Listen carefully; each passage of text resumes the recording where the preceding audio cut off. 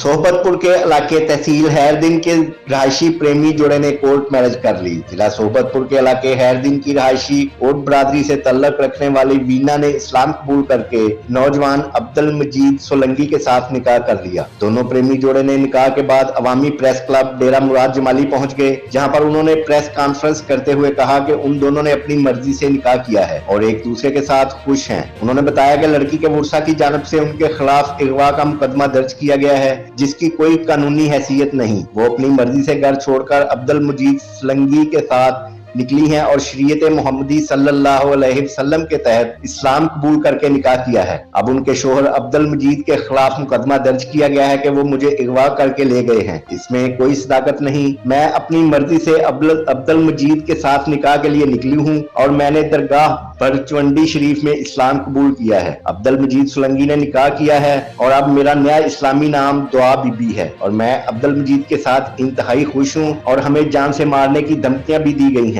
मुझे तहफ़्फ़ुज़ फराहम किया जाए।